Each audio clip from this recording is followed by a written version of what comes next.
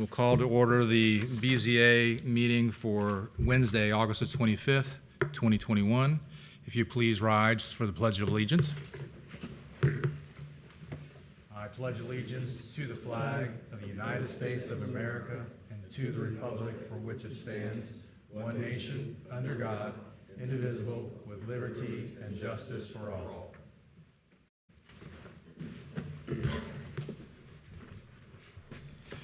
Give you a brief explanation of what's going to happen this evening. So the sequence will be as follows. We'll hear the appeal. Other business of the board will then follow. The hearing of the appeals. You're welcome to stay for the entire meeting, but you don't have to. Just stay for your portion if you like. All who speak or testify before the board will be sworn in. This may be done either as a group or individually. Anyone addressing the board is requested to use the speaker stand. Each person is then asked to give their name and address for the record. Our meetings are recorded, so anyone speaking may be cross-examined by an attorney. All documents, photographs, or any other evidence presented for each case may be accepted by the board.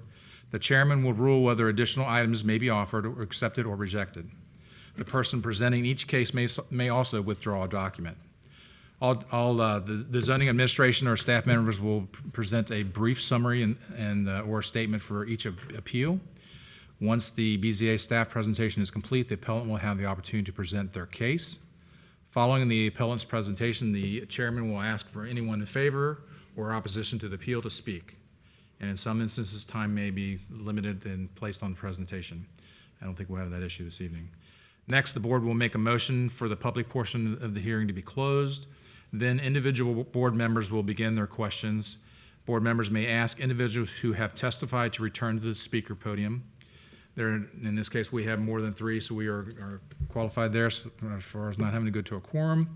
Following the board's question, a motion and a second will be made by the members, the board, to either approve with conditions, or deny the appeal. The decision of the board is effective 30 days from the vote. Finally, with respect for this process and one another is paramount, the deliberations for each case is taken seriously by this board. Likewise, it is expectation that respect will be accorded to everyone, regardless of any emotion that may be involved. No disruptive behavior will be tolerated. This extends to all who have testified as well as members of the audience. Anyone being disruptive will be asked to leave the hearing room. I appreciate your attention. We will do a roll call vote, please. Mr. Bartold? Here. Mr. Hill?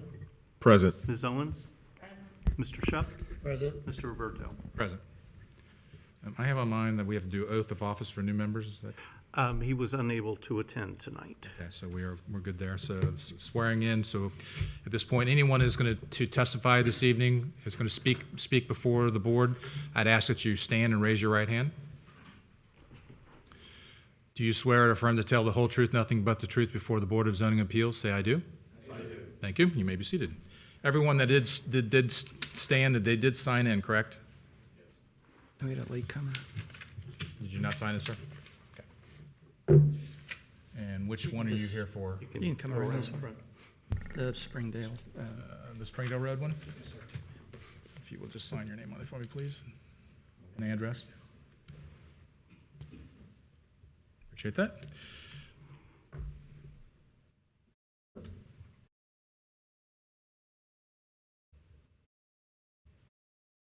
Thank you very much. Okay, we will move moving on to the first case in this evening, and that would be BZA 2021-06. This is a request for conditional use permit for a monumental sign and accessory garage construction. The location of the property there are two addresses, numbers here, is 5375 and 5487 Dry Ridge Road. The applicant and the owner is Tom Cunningham and Kevin Gerbis, representing St. John the Baptist Church. Does the staff have a presentation? Yes, we do. Thank you. This particular church was established, according to the website, in 1846, which is one of the oldest churches in the township. Mm-hmm. I mean, this was pioneer territory in 1846. So I think that's pretty amazing. Churches and schools are conditional uses in residential zones. However, the church and school in this particular case was established well before we had zoning in Colerain Township. And the latest addition to this building was in 1996. And at that time, under our previous zoning code, both churches and schools were permitted uses in a residential zone. They did come to the Board of Zoning Appeals at that time and received a dimensional variance to put a canopy on the front of the church, so cars can drive over or under that. And they did get that variance. However, the church has never been officially approved as a conditional use in the school. So that is part of tonight's action. And also they are requesting a monument sign, which involves a variance, and a detached garage, which also involves a dimensional variance. This particular property is on a total of about 38 acres on Dry Ridge Road. The property is on both the north and south side of the road and has considerable amount of frontage on Dry Ridge Road. Most of the acreage is on the north side and is athletic fields with a few minor buildings. Most of the property is zoned R2, which is rural residential. There is a small portion to the right of this, that'd be on the east side, that is R3, but it's a vacant piece of property. The property is primarily surrounded by R2 residential, which does allow for churches and schools in residential districts. There are several components to this property. There's a cemetery.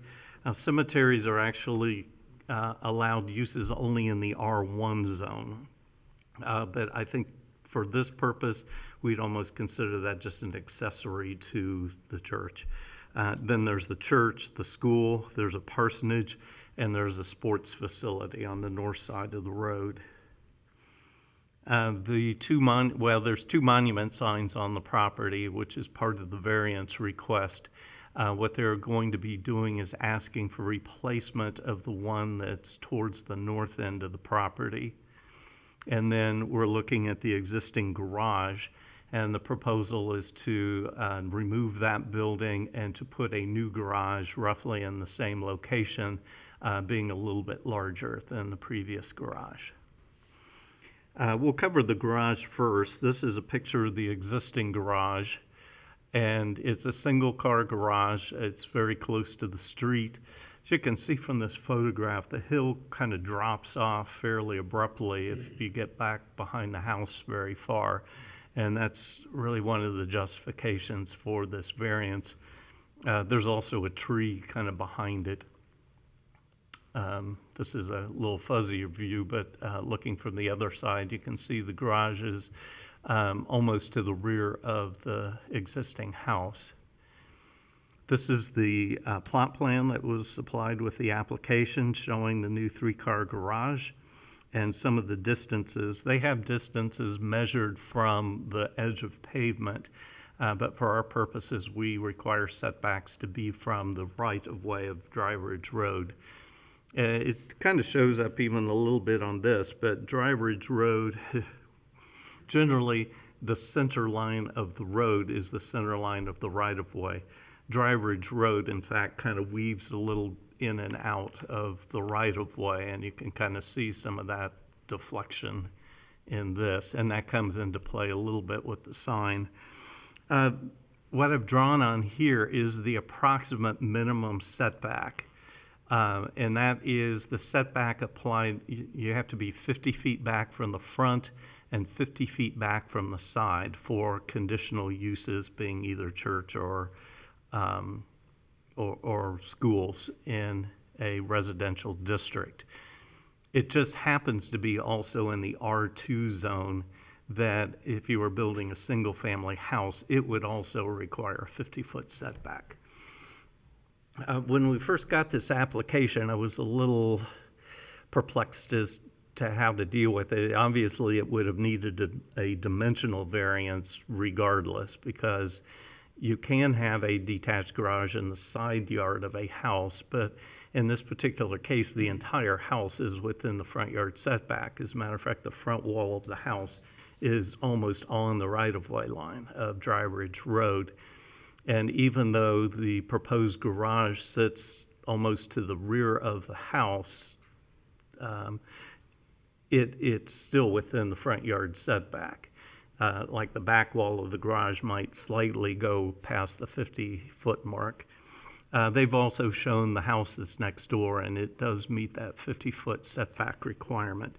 The proposed garage does meet the 50-foot side yard setback, so all we're really looking at is the variance for the front yard on this. We also have, and this is in your packet, the proposed elevations. You can kind of see that even with it being up towards the front of the property, they're still building it slightly into a hillside. We have floor plans, cross sections of that. The second issue is the sign. They're proposing to remove this sign and replace it with one that has an electronic reader board on it. We do allow electronic reader boards for approved conditional uses. Like I say, that's part of the component of tonight's action. Once approved, they're eligible for a monument sign. However, you can only have one per property for a conditional use. And the county auditor kind of defines all of this as one property. And also, I should probably go back to the garage for a moment. If the parsonage were considered a separate single-family house on its own lot, and it was a detached garage, if it met the setback requirement, we could simply issue a zoning certificate for that. Now, since they also need a dimensional variance, no, they would still need a dimensional variance for that. But it'd be a different case. When we looked this up on the auditor site, all the buildings on this property were listed as other institutional uses, even the house and even the garage. So that's why we're really bringing it to you as a conditional use, even though the house technically we would consider just accessory to the church. It's not actually a single-family house. Back to the sign. The proposal is to put the new sign in this current location. The new sign would have a stone structure to it, and then the reader board would be set into that. This is the existing sign, just for reference. Both signs would meet all of the height and dimensional requirements for the zone. The nature of this is this variance request is just that they're asking for two signs on the property. And this information's in your packet. We have some information on the digital reader board. Digital reader boards are permitted. They cannot have scrolling or animated text. It can change text up to 4 times per minute, but it can't be like a motion or a scrolling type message. And the applicant is aware of that. We have a specification for the size of the sign in the packet and some sketches for what it would look like. They specify on the plan that it's ashlar veneer on this, and I just threw this picture in from Google that says what's ashlar, and that's kind of the style I think they're going for. In terms of the zoning resolution for conditional uses, it says, in reviewing conditional uses, the Board of Zoning Appeals shall grant approval only when the use is consistent with the following standards. Number 1, the use is a conditional use permitted by the Board of Zoning Appeals in the district where the subject lot is located. In this particular case, schools and churches are a specified conditional use in the R2 zoning district. Number 2, the use is in accordance with the objectives of the Colerain Comprehensive Plan and Zoning Resolution, which it is.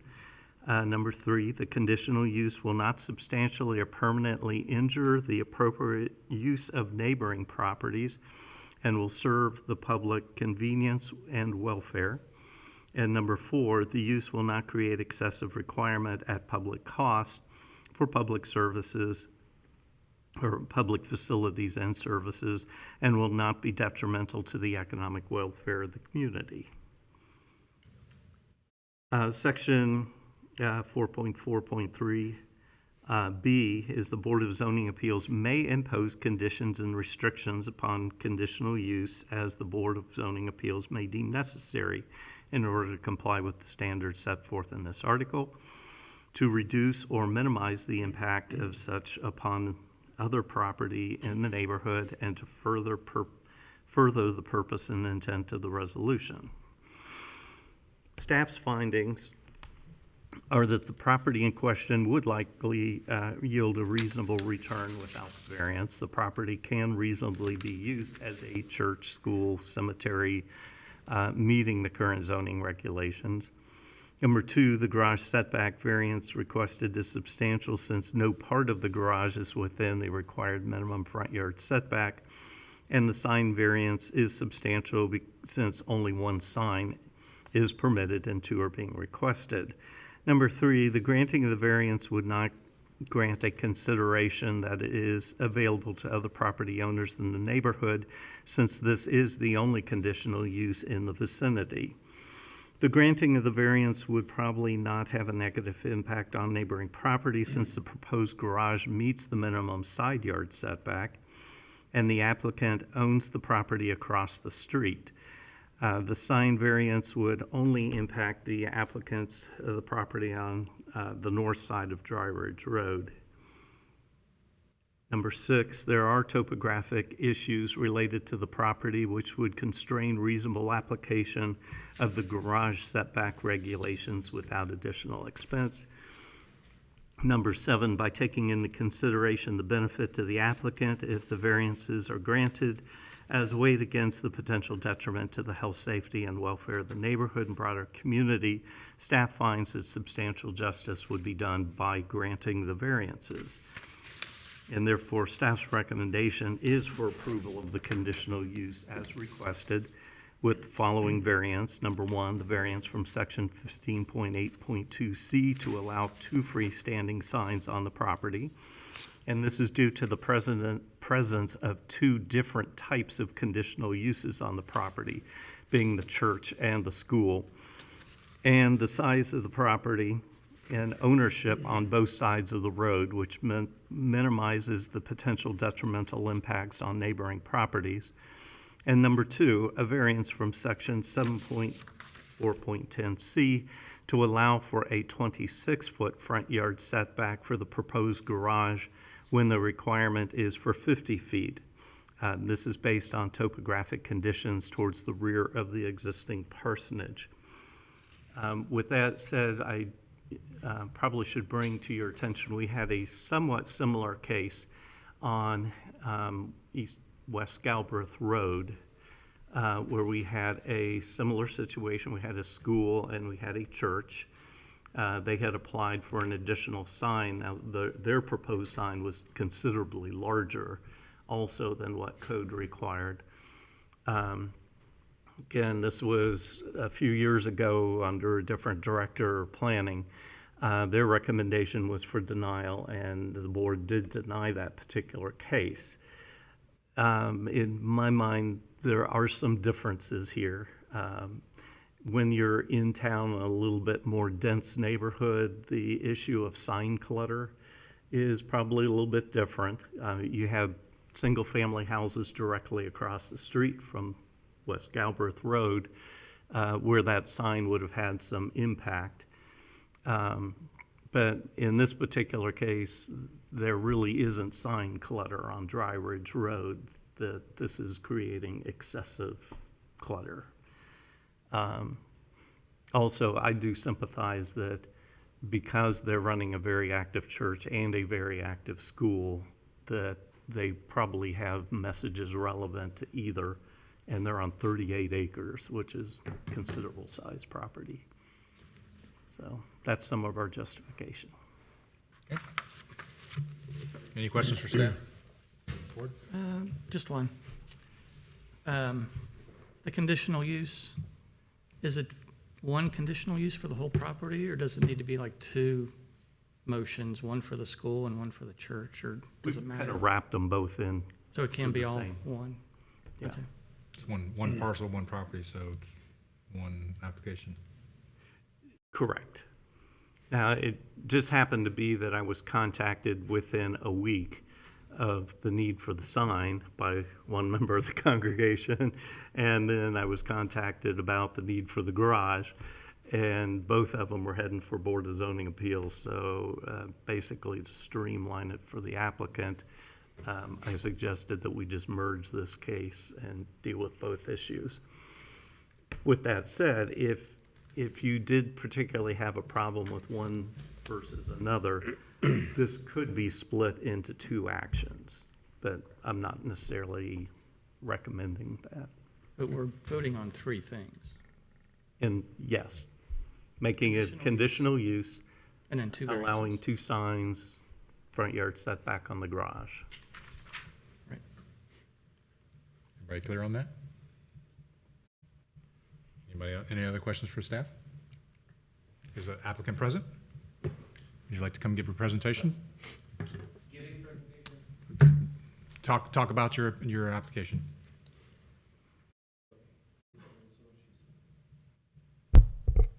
Okay, I'm Kevin Gerbis. Can you state your address for the record, please? I live at 5511 Dry Ridge, Thank you. almost directly behind the church. I'm a parishioner at St. John's. I was contacted by the priest to do something about his garage because it is dilapidated and is falling over. And at that point, we recommended that we go ahead and tear it down and build something new. And he's like, well, I'd really like it to be bigger so I can actually get my car in it because it's a pretty small garage.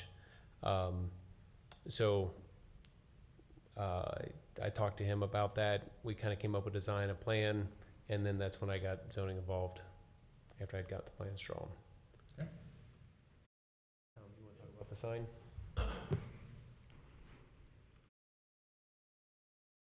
Tom Cunningham. I live 2947 Bent Brook. I'm the plant manager for St. John's. The current sign, we're putting a lot of money into repairing it. The lighting on the inside, it's old. This will actually save us money because it's going out all LED. And we can't get information out quick enough for our school is our big one. I mean, we're constantly changing, especially with COVID. Online classes today, canceled. I mean, that's what we were running into.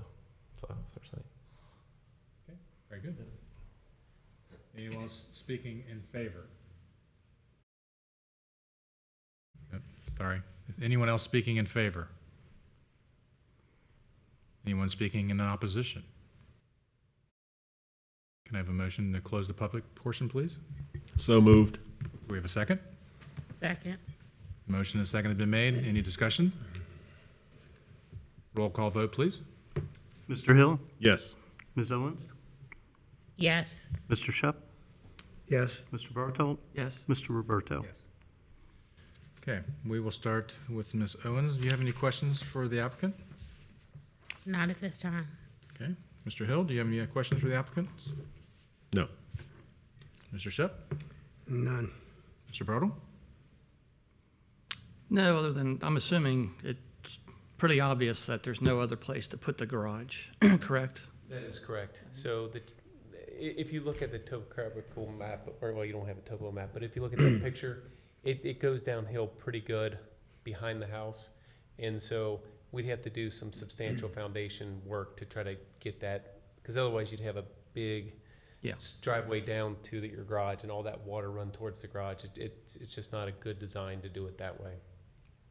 And it can't go on the other side of the house or any of those other locations. That is correct. All right, thanks.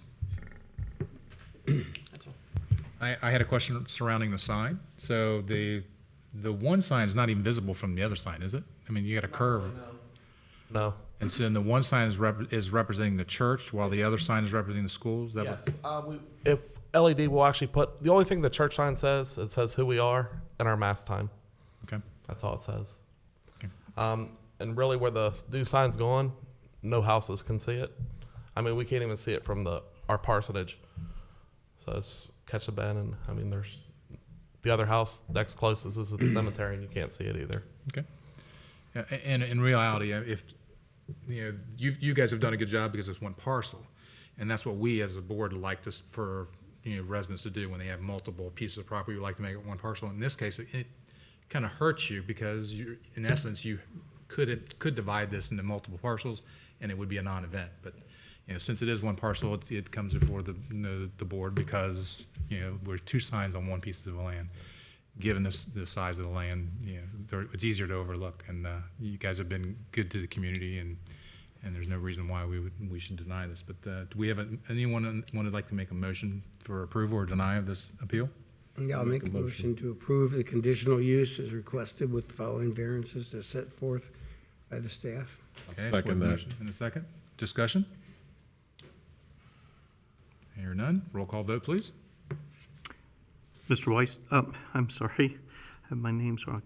Mr. Hill, Yes. Ms. Owens, Yes. Mr. Shupp, Aye. Mr. Bartold, Yes. Mr. Roberto. Yes. Your appeal has been approved.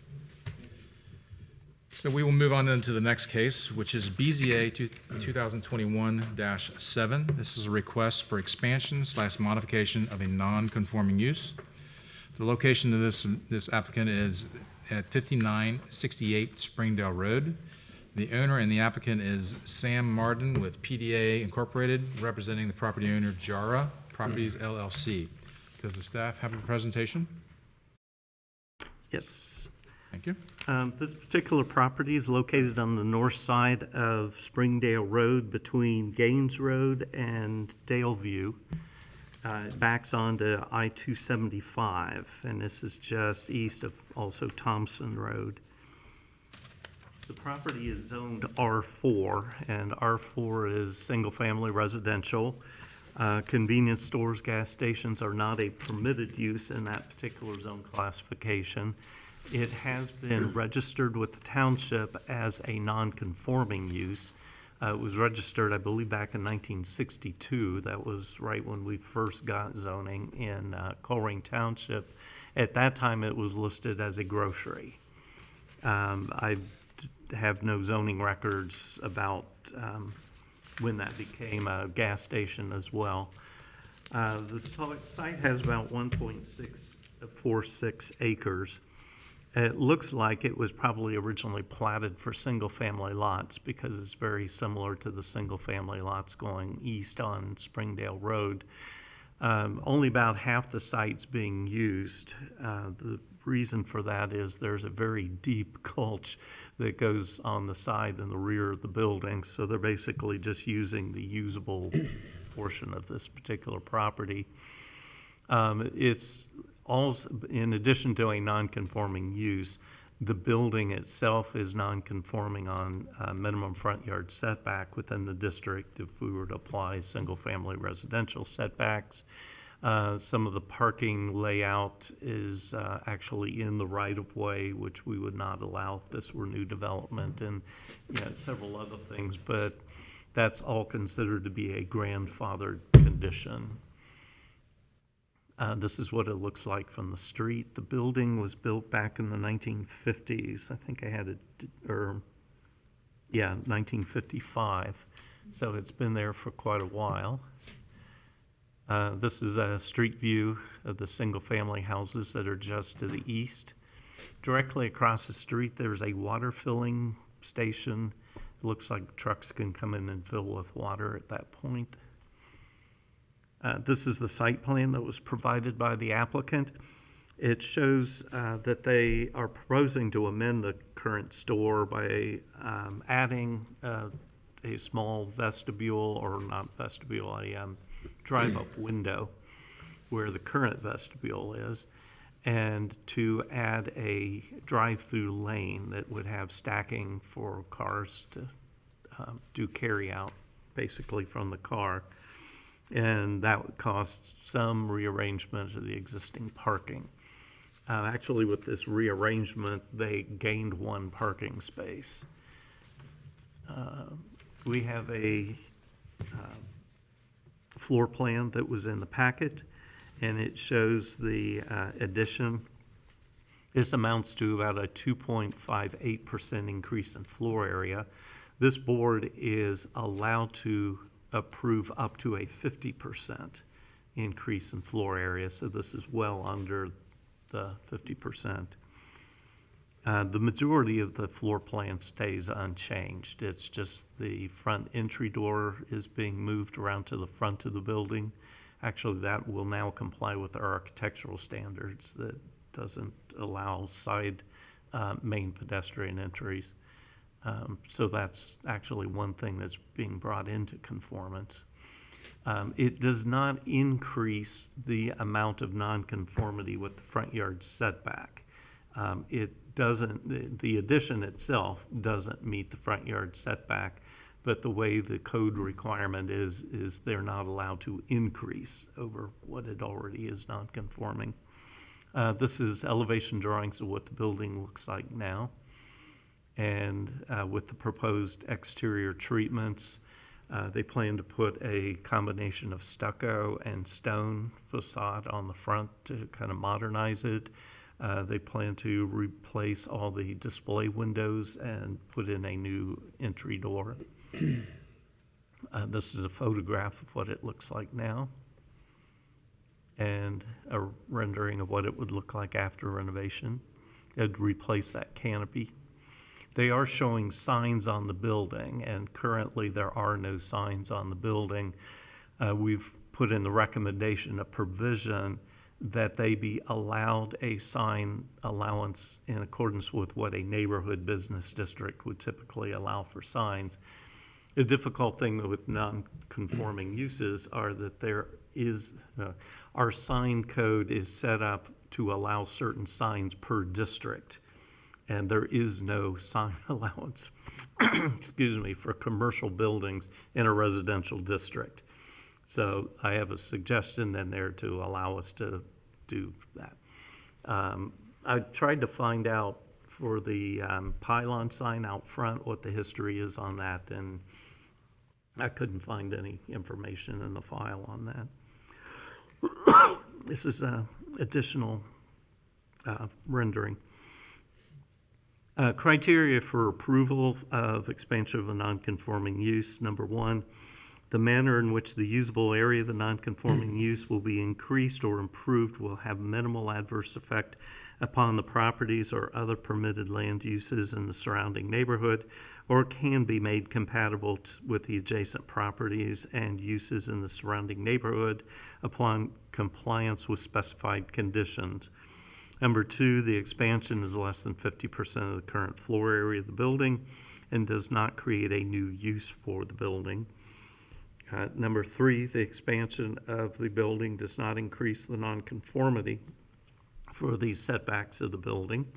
Number four, the expansion of nonconforming use is not a variance. In other words, you're not permitted to grant a use variance.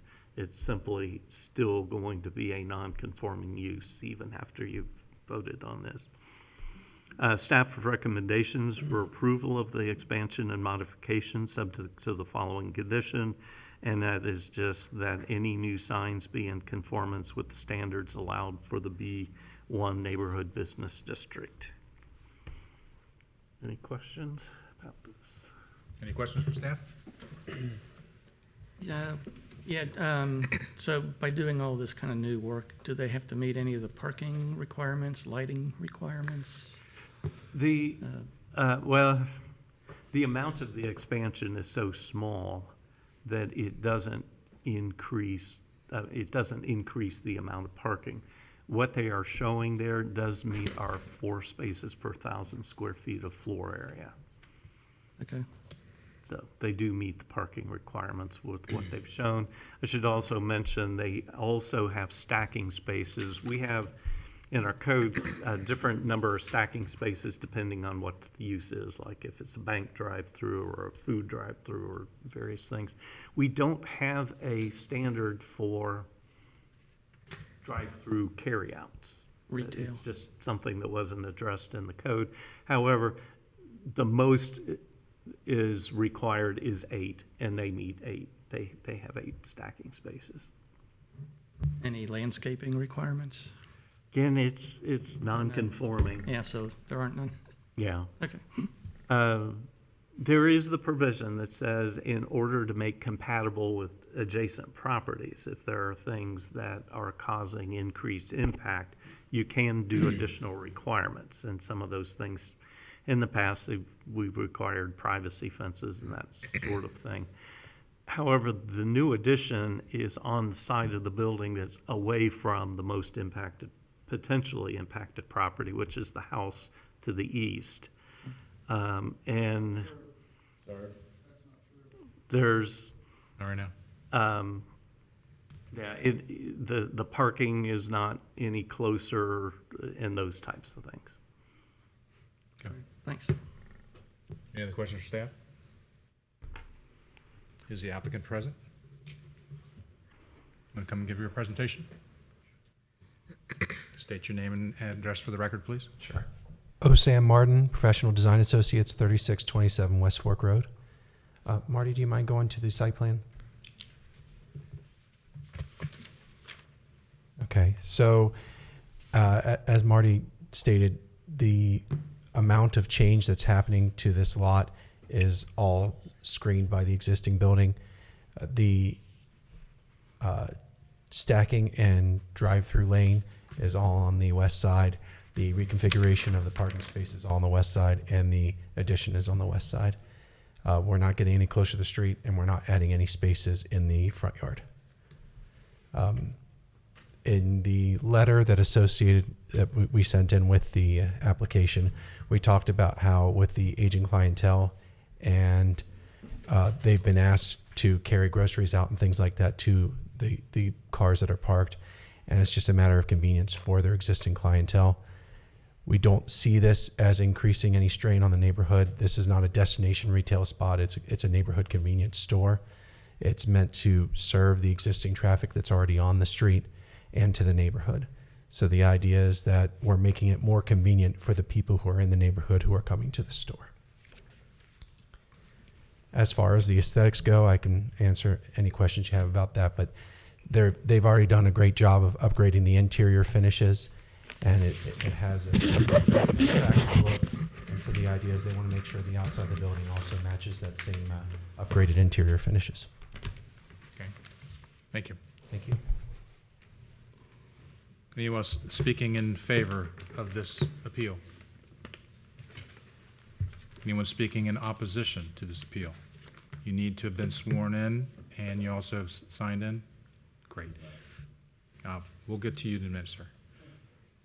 So just whoever wants to come up first, go ahead and address the board. If you'll please state your name and address for the record, please. Charles Gerhart, 5958 Springdale Road.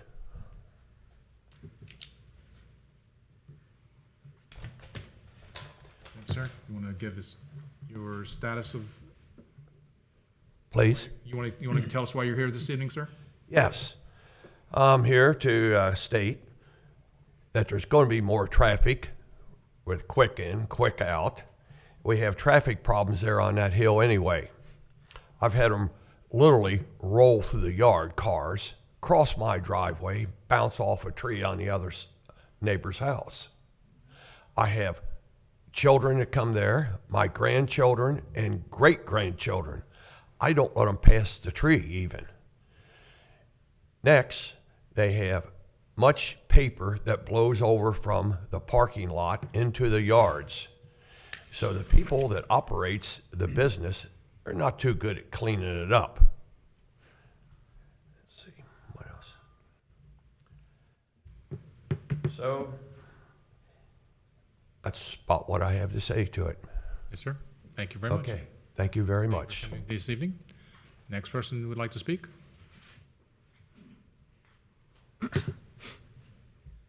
Good evening.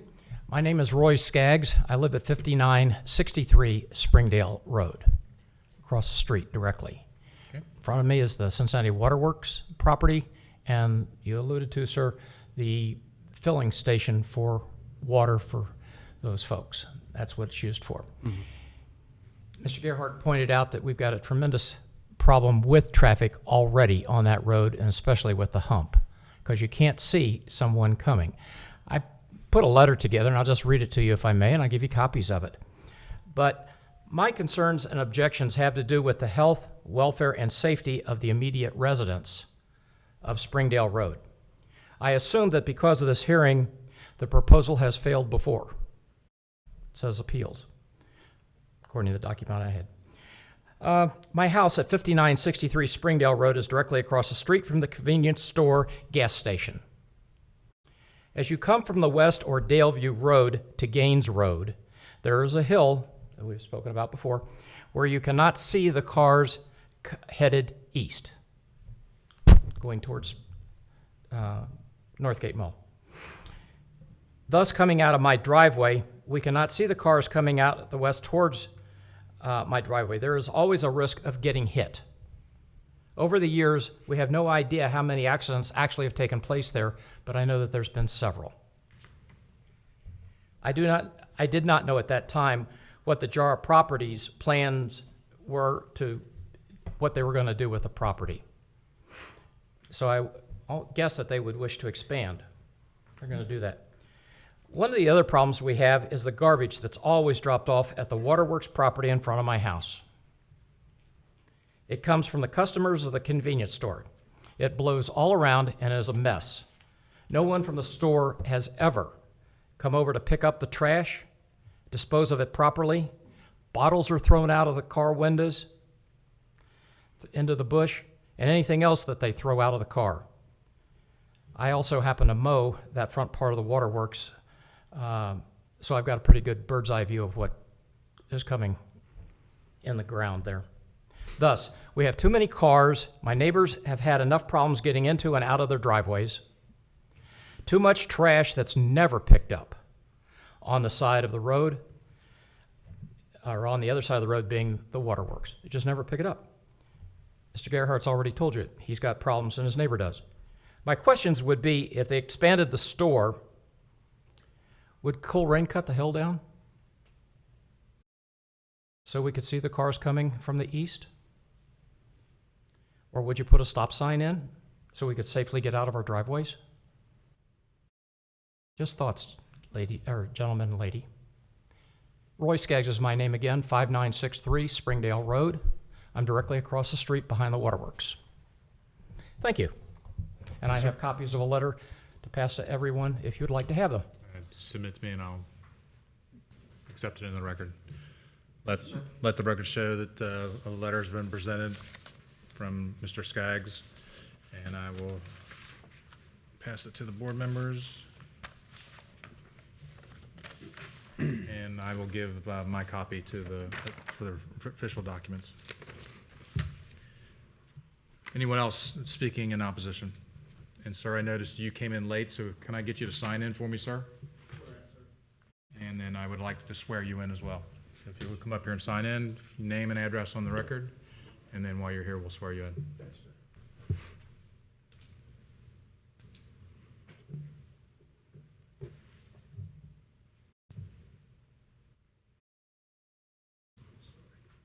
Address, is that what you want? Correct.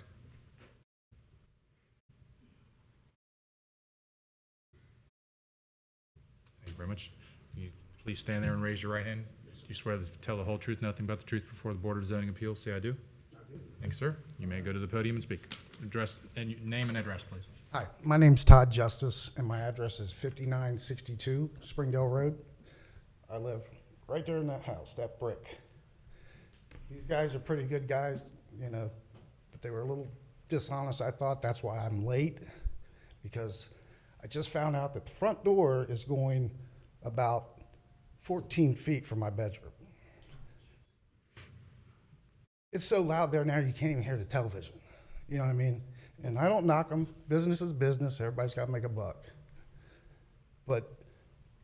And I'm not going to knock the trash because I cleaned up the most being right next to, you know, that has nothing to do with it. My gripe would be that front door is going to be an issue. It's literally 7 feet from my driveway. And I've had people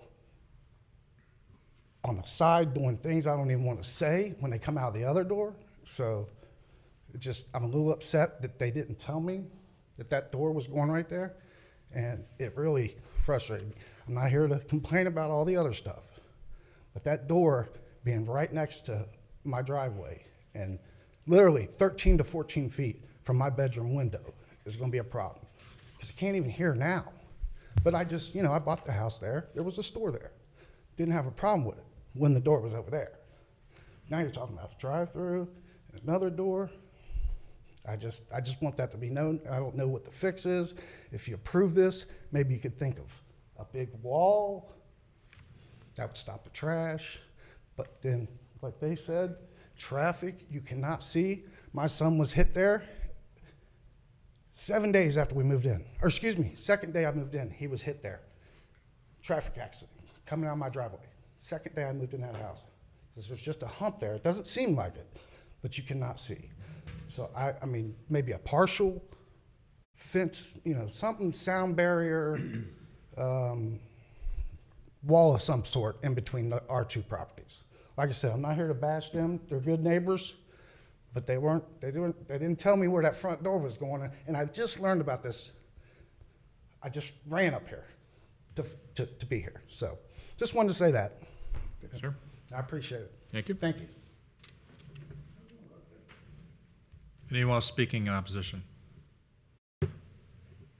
See none. Can I have a motion to close the public portion? So moved. I'll second. Okay.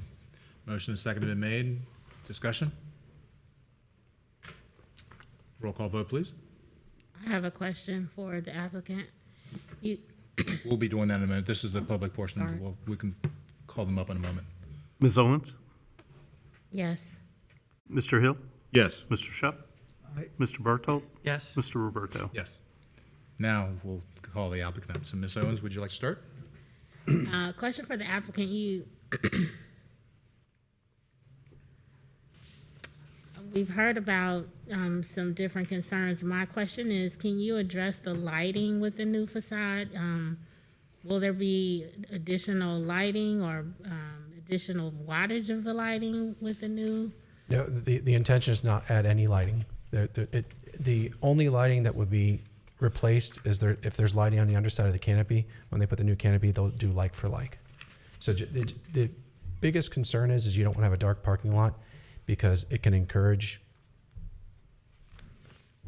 disproportionate behavior. As far as the concerns about garbage, I personally can't address that. I mean, in talking with my client, we can have him encourage the patrons not to throw their trash out. We can have garbage cans outside the doors so they can throw their trash out immediately. Other than that, I can't speak to the activities of the patrons. As far as screening from the adjacent property, spoke to my client. If the board would like them to do, a hedge of some sort or something like that to knock down the visibility and the noise between the two, they're fine with that as well. The only issue that I can think of is making sure that we are in accordance with whatever zoning would require as far as setbacks from the right-of-way. Typically, Marty, can you clarify what with hedges and with fences? Are we allowed to be in the front yard, or we can only be in the side yard, right? You cannot have privacy fences in the front yard. Correct. We don't regulate hedges. Okay. So a hedge would be exempt from that rule. And That's correct. If that would help put the neighbor at ease, putting a hedge in between the two, yeah, that's something our client would absolutely be willing to do. As far as the traffic, my first question on the traffic is if I could get clarification on what they're saying. So is it traffic that's coming from the west going east, or is it traffic that's coming from the east going west? West to east. So traffic, so if we're looking at this picture, the traffic that's coming from the left. And so the concern is what regarding? We can't see the cars until they're right up over the hill behind you, coming out of the driveway. Coming out of the left driveway or coming up the hill? When they come from Daleview, Okay. it does not necessarily affect too much of your property because your people do. We're having a conversation that's not being recorded. I which I'm apologize. okay with you having the discussion, but we need to make sure it's recorded. Okay. So the question really needs to be addressed to the board, and Okay. then we'll address it back to Well, them. hearing what he said, I'm understanding the concern is traffic that's coming from the west up the hill on Springdale, but not necessarily from this property. And so, Marty, do you mind going to the site plan one more time? Just trying to address this site's role in the traffic. The ingress of the drive-through portion is in the westernmost curb cut, so any of the egress should be coming out on the plus side of the hill where it would be visible. Beyond that, the traffic that's coming up the hill, I can't speak to. So is there anything else you would like me to address? Not for me. There may be other people that will ask questions. Just be prepared to answer. Right, that's why I said not for me. Okay, thank you. Mr. Hill? I do have a question for the property owner.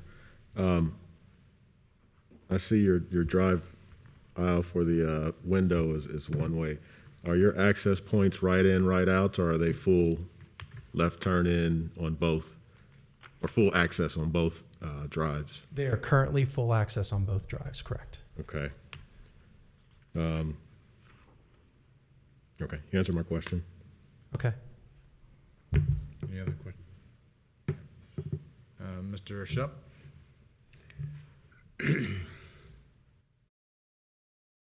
I don't know how, how we do anything about traffic. Not at this time. Mr. Bartle? The curb cuts are existing. You're not proposing to move those? Correct. They're all existing curb cuts to remain.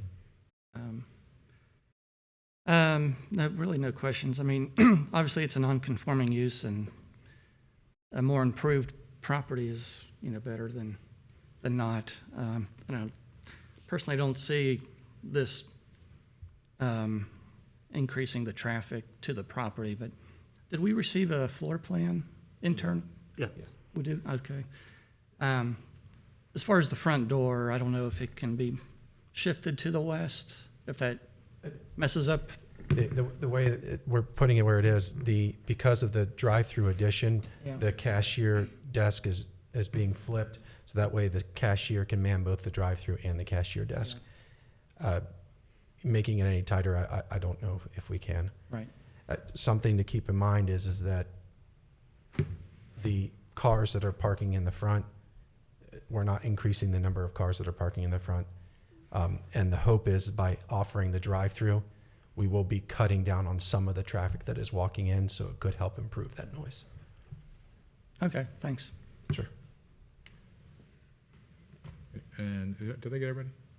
Yeah, I actually have questions for residents as well. Oh, let's go back to that then. Okay. Is that all for me? For now, I'll call you back up. Okay, thank you. Mr. Hill, you had a question for me? Yeah, Mr. Justice, if you could come up to the podium, please. I have a question for you. You are the adjacent property owner to the east, which you are probably the most affected by this. My question to you is, when cars are going in and out of these driveways, are you getting lights shined in your windows? Oh, absolutely, absolutely. Okay. But the like I said, the noise, and I understand it's a store, but I've had a lot of issues with that. And there's not just, it's not a ma and pa, 10 people an hour store. These are 1,000 people coming to this store a day, if not more. And it is extremely loud.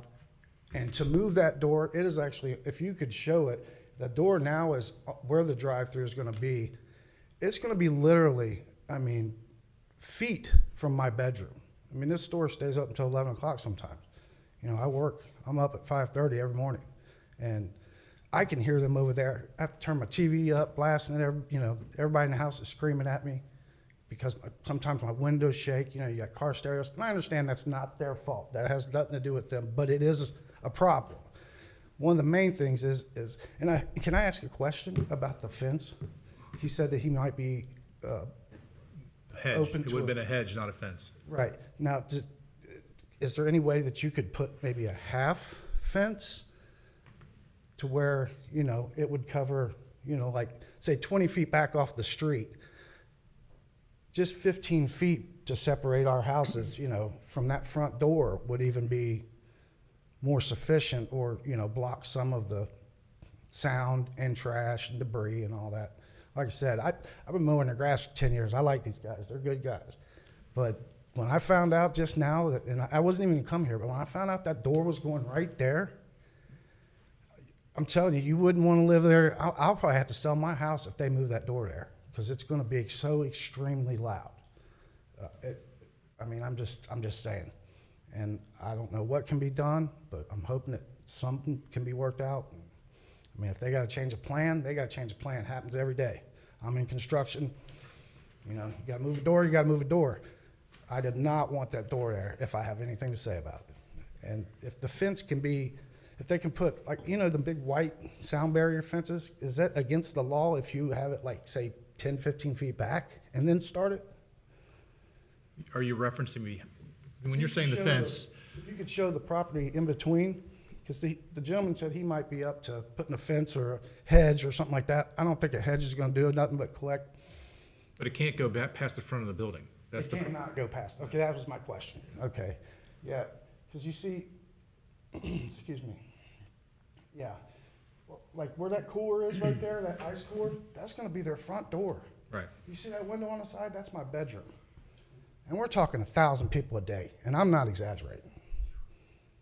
I mean, there's a lot of people going in and out of there, and I probably will move. I just spent $26,000 on a septic system, and I'll probably have to sell my house if that door goes there. What time is the busiest time for that facility? Usually after dinner, I would say, probably 7, 8. You know, it usually dies down about 9, 10 o'clock, but, you know. Is it possible, You see, there's no, where their door's going, I mean, they're gonna literally walk out, and if they step 5 feet, 6 feet to the right, they're on my property. is it possible, though, that this drive-through will eliminate some of the people going in and out of the store? I don't know. I'm not an engineer, so I couldn't That's- tell you, but I think mean, that's it may, I think that's kind of the intent, is to, it may. I mean, it'd be more convenient for me if I only have to walk a few more I was gonna steps. say, you probably get more people that live in the neighborhood walking versus, you know, people that don't live in the neighborhood. Well, there's probably not that many walking to the store, but Yeah, you don't get a lot of foot traffic. That is true. And the drive-through may alleviate a lot of the traffic, you know, as far as foot traffic going in through the door. But I can tell you now that it's, if you ever just stop in there, I mean, it's right down the street. I made it here in 3 minutes. You can see what I'm talking about, and you can knock on my door, and I'll probably hear you coming. You know, if you park in their parking lot, bam, boom, you know, and that's going to be the main entrance. So everybody's going to park right there in that spot. You see that? That's the guy that works for me. His car's sitting there. I mean, that's my driveway. That car's sitting in. That's how close that door is going to be to my house. So, like I said, if anything can be done, much appreciated. Other than that, I don't know what else to say about it. You know, like I said, if there could be a wall there, that would alleviate a lot of the noise and, you know, people looking over there. Like I said, I've had people sitting on the corner there. I look out my bedroom window and they're doing ungodly things over there, and I'm like, oh, beat it, buddy. You know what I mean? So people just coming out, and you know how people come out of the store, they'll sit there and congregate, you know, and just, you know, shoot the you know, the breeze, and you get 10 guys standing right there, or 5 people. Even kids selling Boy Scout, Girl Scout cookies. You're gonna have a ruckus. So that's, you know, just my opinion. Thank you. thanks, sir. I appreciate it. No Thank you. problem. Marty, I have a question. What is the maximum height of a privacy fence? Is it 6 feet 6 feet. Yeah. in the residential area? And then with regards to buffering, when a commercial use is abutting residential, is there buffering requirements? There is. Do you know what those are? I can find them for you in a moment.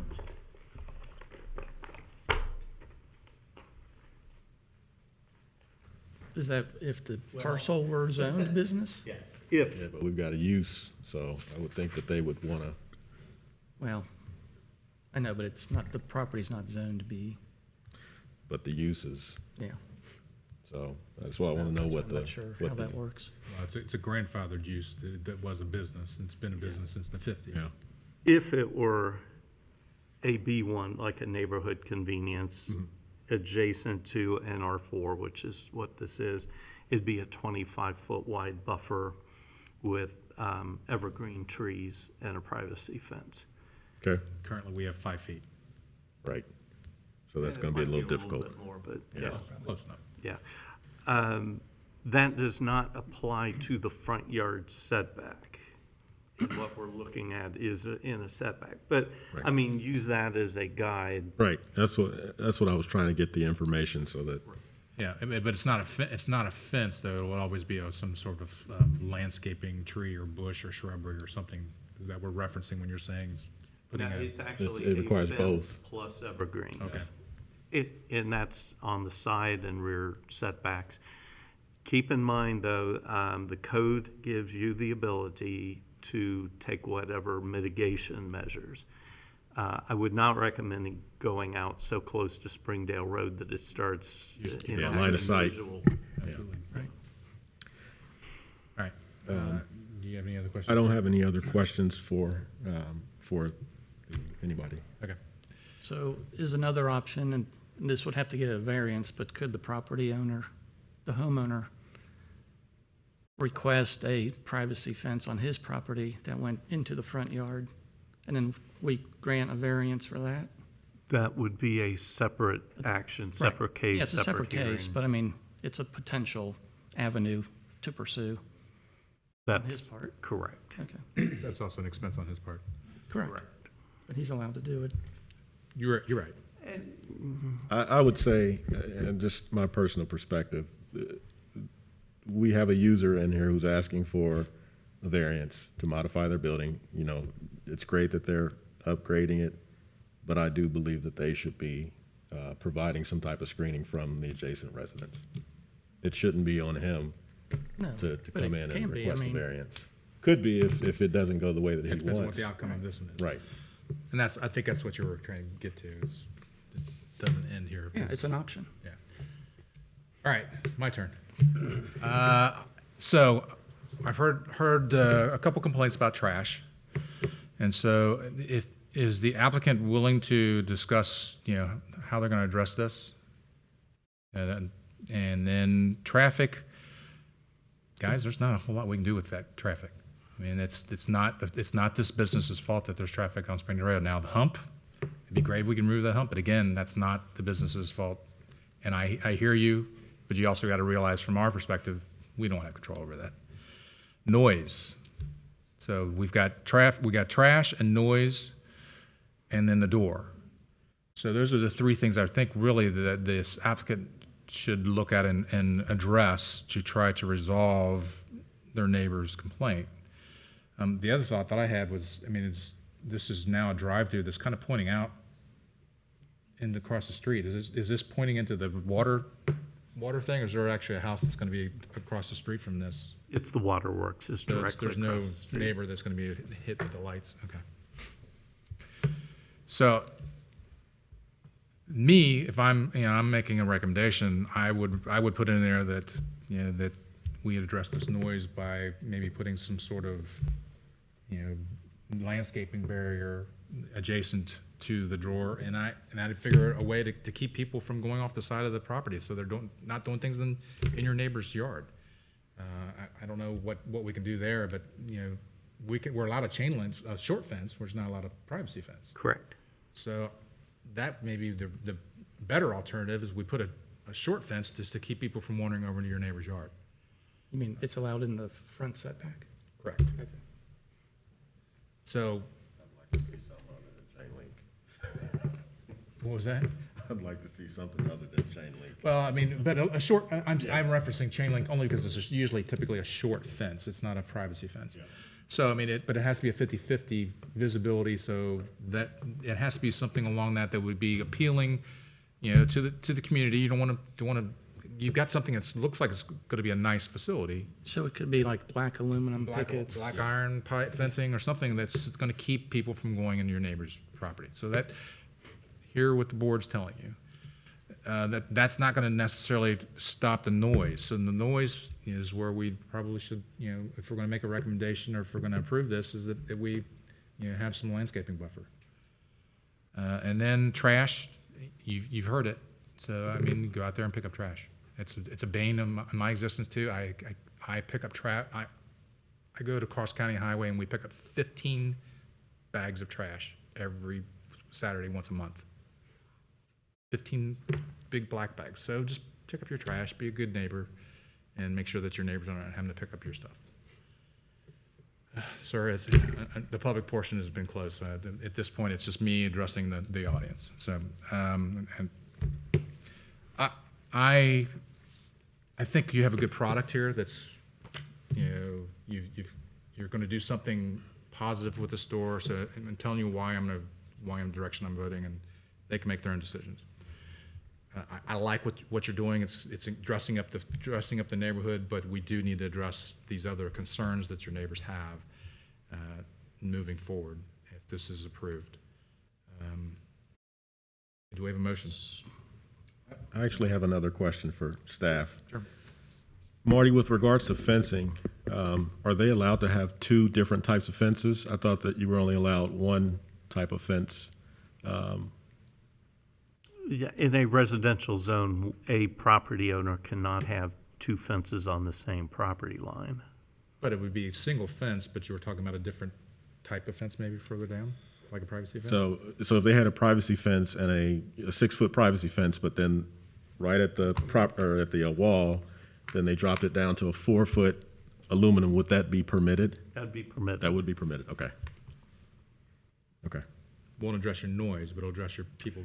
Right, so there would be, my recommendation would be a combination of requiring them to do a privacy fence all the way up to this front wall here, and then continue out with that 4-foot aluminum, and then also do evergreen, I would go evergreen trees higher, Well, yeah, that's fine. yeah, Helps with the light too. yeah. So, you have a recommendation or motion? I'll make a motion to approve the variance with the added condition that a privacy fence be placed, I would say from the back wall all the way up to the front wall, 6 feet in height, and then extend out further into that front yard with an aluminum fence at 4 feet in height, and then also add a row of evergreen trees, I would say from the front all the way to that back wall along that eastern property line. Okay. We have a motion. Do we have a second? I'll second.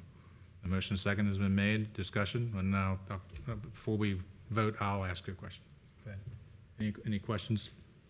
So So the the site applicant, plan would have to be re-evaluated by staff as far as the tree placement and, Correct. They still need to apply for a zoning certificate. Yeah, so with the conditions we put on, they would have to. they would apply to that. So, sir, you had a question? Yeah, just for clarification, because we had no visual what you were pointing to. Yes, please.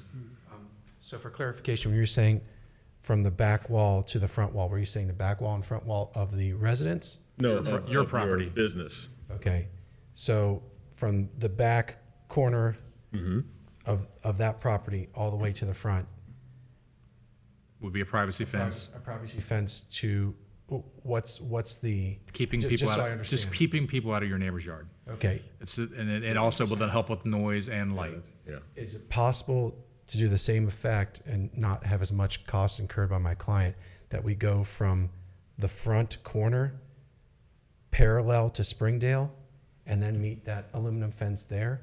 So that way it's closed off, people can't get back there at all. And it provides a 6-foot high provision. So you're talking about attaching it to your building. I apologize. Privacy fence here, aluminum fence here. So still gives you the same aluminum fence, but put the privacy fence here. That way it actually buffers from the problem area there. And he doesn't have to incur this cost of all this versus this, and it still gives you the same buffer. well, I don't know if it does or not, but, I mean, between the two, I would say I don't know if we have to go all the way back to the rear of the subject's property, As a but at comment, least, there's no openings in the wall yeah. on that whole side of the building. Okay. But I could see the privacy wall heading north for some amount, Maybe a quarter. not all the way back to the rear as the motion was, but at least 10 or 15 feet back to the north. Well, what about back to the back wall of the Or the adjacent house. property house? Yeah, Or the that, yeah, house. as a, yeah. And then the other aspect of the question was, we were talking about evergreen trees. I want to make sure that there's some sort of provision in there allowing for visibility.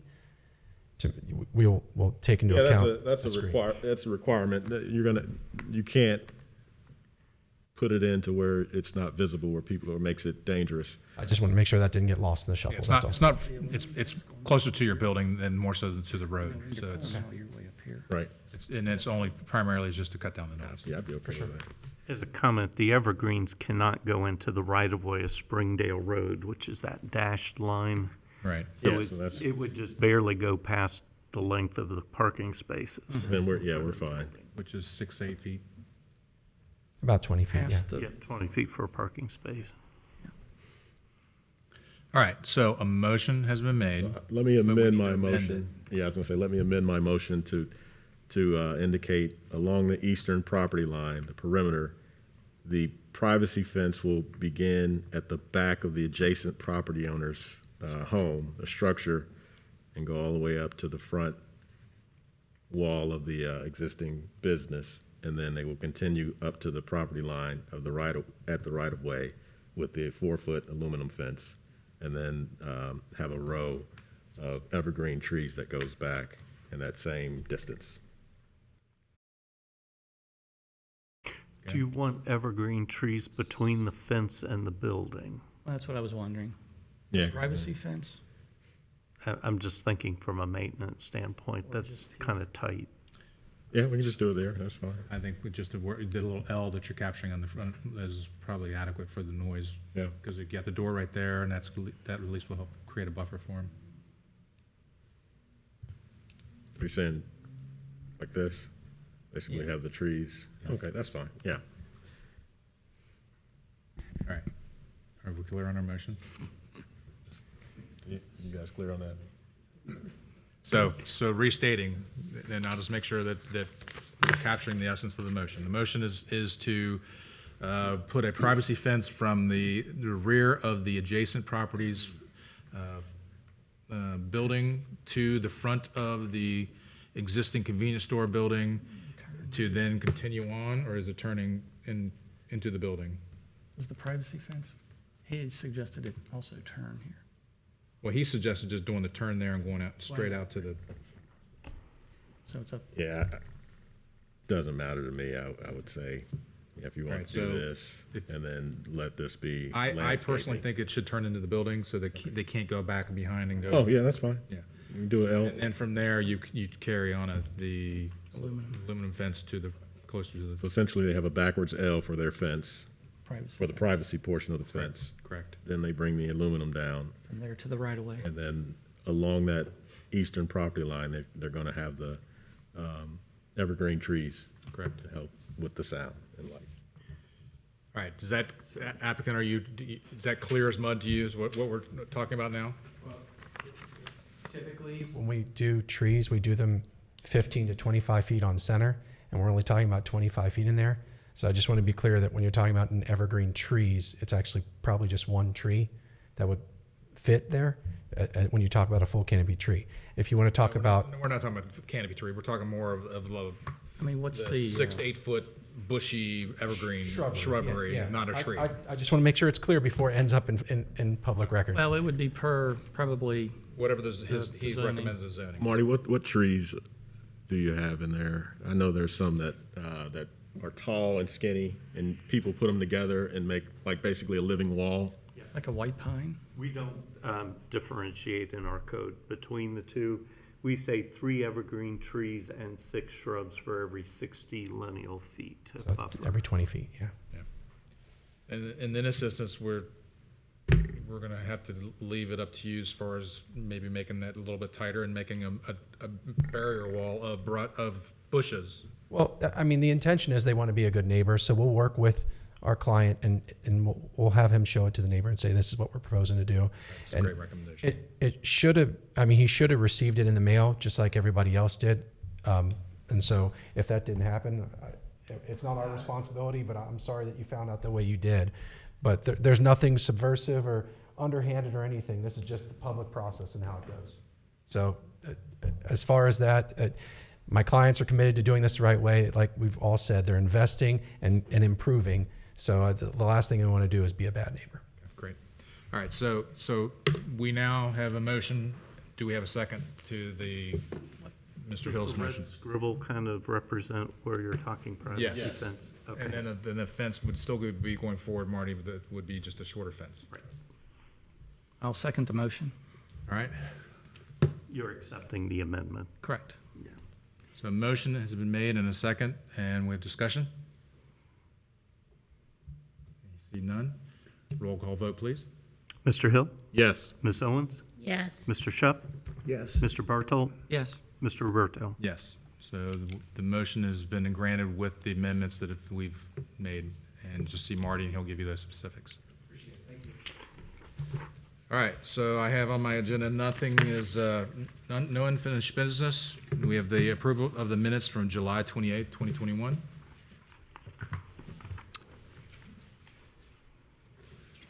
No comments from me? No comments from you? Okay. Would someone like to approve the minutes? I'll make a motion to approve the minutes. All right, seconded? Second. Okay. Roll call vote, please. Mr. Bartolt? Yes. Ms. Owens? Mr. Hill? I will abstain because I was absent. Mr. Shup? Yes. Mr. Roberto? Yes. Next meeting will be October 27th, 2021. We have how many cases? Actually, we have no applications for your September meeting, but the deadline has not passed for the October meeting. That meeting is tentatively on if we receive applications. So none at this point.